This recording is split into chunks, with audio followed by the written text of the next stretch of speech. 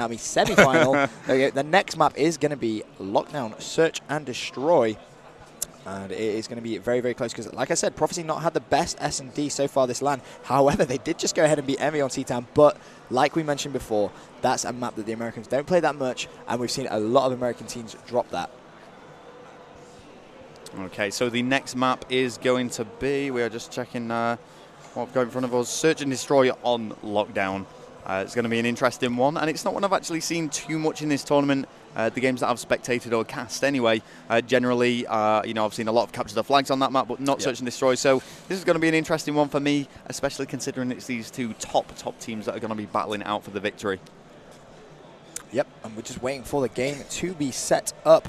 I think they may be picking the host, but it's drawn quite a crowd now. As obviously main stage game is over, we can see a huge crowd actually on this feature stage. All the Optic boys sat behind Team EnVy, giving a little bit of support. Not sure if that's the wisest thing for them to be doing, because obviously EnVy, they are so keen on playing Optic, and that was one of the games which everyone was really excited to see. They said they really want to see EnVy Optic, but the irony is, you know, Prophecy are one map away from making that not happen. And what a shame that would be in a way. Yeah. Because I would love to see that lineup as well, that matchup. I think it'd be amazing. But it may not happen. I mean, I think a lot of people are expecting either an Optic Leverage or an Optic EnVy final. You're absolutely right, though. That could be completely denied here. So let's start off on the attacking side, and we're going to be watching Gunshi from the word go. He is closest to the bomb and therefore most likely to pick it up unless they have some other strategy. Yeah, Gunshi looks like he's going to be going top white as well, as he has picked up that bomb. Interesting, you don't normally see the bomb. Oh, he's gone and stunned himself. He's done goofed, as he nearly did it twice in a row. Managed to avoid it. He's going to throw Semtex. Don't Semtex yourself, Gunsh. There's a good boy. Yeah, he managed to get that out the window. Nice play. Parasite nades at Jake though. 2 minutes 10. As it stands, already Prophecy on the back foot. Gunshi, though, and this is really interesting actually, the bomb has pretty much not moved from its original location. May as well left it. Well, exactly, that's right. I mean, I think Gunshi got a little bit spooked from what he saw as he advanced into the top white room. He is slowly migrating over. If I just press the start menu so we can see where his teammates are, you can see that they're generally moving towards this B-bomb area. Their other two teammates alive, which are of course Shane and Swanee, are just providing that support across mid-map. Yeah, Gunshi, a bit risky, taking that bomb straight to the middle of the map, anticipating maybe one player to be towards that church area. 1 minute 32 still to go though, as Gunshi being very risky indeed. Parasite does take down Shane. Nice play from him, and that is going to mean that it is going to be a 2-on-4 scenario. Gunshi not in the best of positions, if I'm honest. Shots being exchanged by one of his teammates. Will stay on board with Gunshi though, because I have a feeling that that Prophecy player may actually drop. Gunshi comes into a bit of trouble, goes for the hip fire. Very ambitious. He was never going to make that, considering the player was actually on top balcony, but he opts to go back, does get heavily stunned. 1 minute left on the clock. Gunshi really needs to try and make his decision up now. Yeah, and if we bring up the scoreboard, we can quite clearly see it's 2 versus 4. So Prophecy are struggling already, but they also have a bomb plant on their hands. And if we hit the 50-second mark, we're still seeing no action.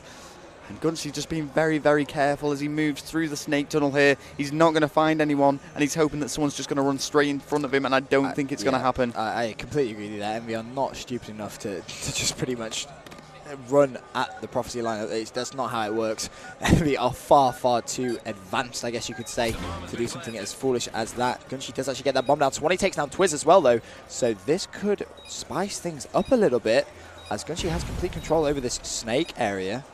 And he can afford to take his time, 33 seconds left. Yeah, I mean, he's just going to run that time down now. That's his primary objective. He is up against 3, though, when Swanee does get dropped by Parasite.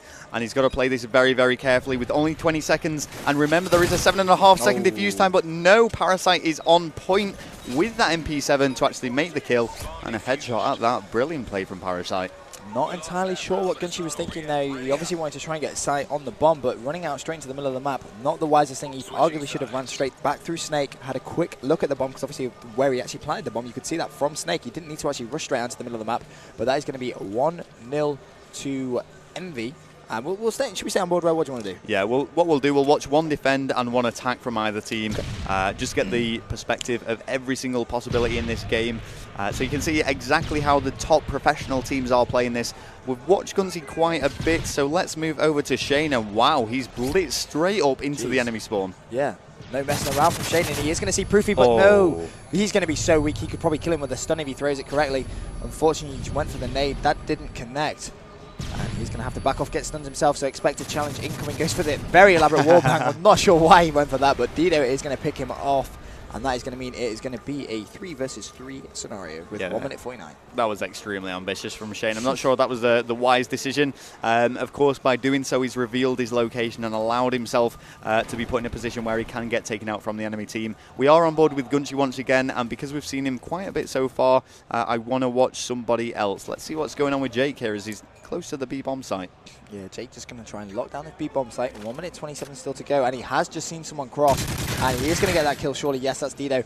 Nice play coming from Jake, just exploiting a very dirty spot lying underneath that van, as he needs to be a little bit cautious that there isn't going to be someone in that top art area. That's exactly where he's actually strafed towards. Swanee obviously has control over that corridor, and he's going to get a 2-piece for the final game-winning kill. It'll be interesting to see what exactly happened there, whether Twiz thought he could challenge him if Swanee was weak.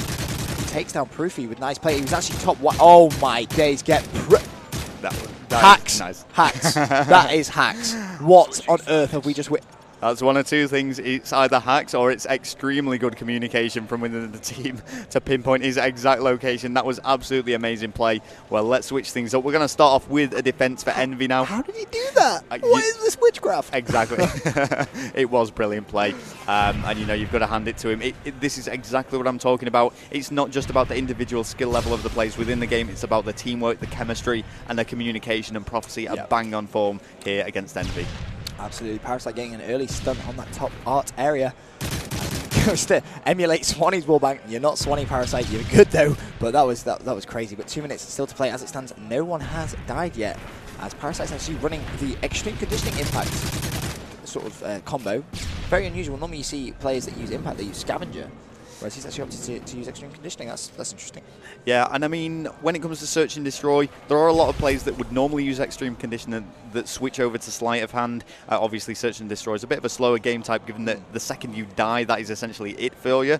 But hey, let's see what he can do with it. You know, I'm sure he knows better than I do. So Dido picks up 2 kills there. A big cheer from EnVy as he takes out 2 of the Prophecy lineup. Half of them go down to his hands. Yeah, Parasite just trying to lock down this corridor area, anticipating there to be someone in top white. I honestly can't see there being a Prophecy player up there now. I mean, 1 minute 14 still to play. Swanee's last alive. He's 4-1. He's on attack. He's not going to be, surely he's not going to be in top white. I mean, if he's in top white now, I'm going to feel like an idiot.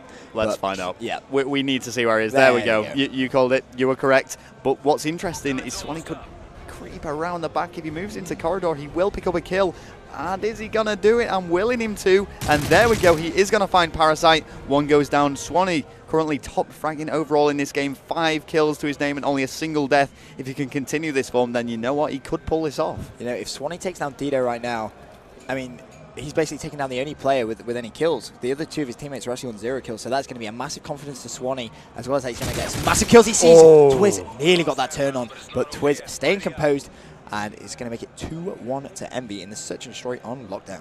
You can see here Swanee's reactions were absolutely brilliant. The reflex there, you know, you can tell he's a gamer with reflexes like that. Well, yep, you sure can, and we will go ahead and switch team. Yeah, should we wait? Hold on. 2-1. No, we'll stay on board with Prophecy, and we'll see how they're going to set up on defense. Apologies for that. We're on board with Gunshi straight off the bat. He's making his way towards the left-hand side, going for the quick stun. Don't think that's going to connect, although you can see a stun that was thrown straight towards him. It's a good job he actually stayed up there, otherwise that stun would have connected. And he's putting himself in a very cheeky little spot there. Just going to try and cover that A bomb site. 2 minutes 11 still to go, yet to see a kill.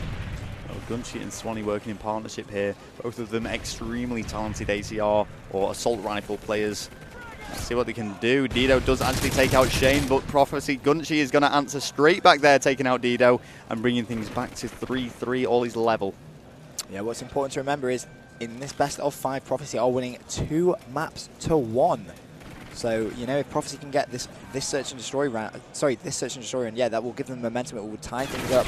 EnVy really cannot afford to let them do that. And Parasite has just got his health and got himself a 2-piece. Nice play from him, and I believe that's actually Swanee in a 1 versus 3 this time. So 1 less player. Let's see if that makes it any easier for Swanee. Well, he has been stunned, and that is bad news, because not only does that mean he can't really move anywhere, but they know exactly where he is. Does pick up a little bit of, but it doesn't really matter anyway. Proofy vaults out from that corner and gets a nice shot shot against Swanee, which we are going to have the pleasure of watching in this final kill cam. Nice play there by Goofy, just jumping around that corner. He had Swanee weak already, so he could afford to get a few shots on himself, and he managed to just jump out and get a very nice kill. But that's going to be 3-1 now to EnVy, as we will actually stay on board with Prophecy once again, because they are going to be on attack. They need to try and get this bomb down, and a lot of pressure is actually going to be on them. So let's see, Gunshi once again taking the bomb, and he's taking it top white again. That's an interesting strategy, considering you're taking the bomb up there. Normally you would expect the bomb carrier to be rushing straight through Church and have some support fire, but Jake does take down Parasite, and Prophecy now, they want to tie this off. They really want to end this game, take this 3-1. They don't want to be playing for long, and they have to, but Proofy and Twiz both get a few kills, so Gunshi now has to rotate all the way around. Well, here we go, and once again we see Gunshi actually quite far back in spawn, despite picking that bomb up very early on.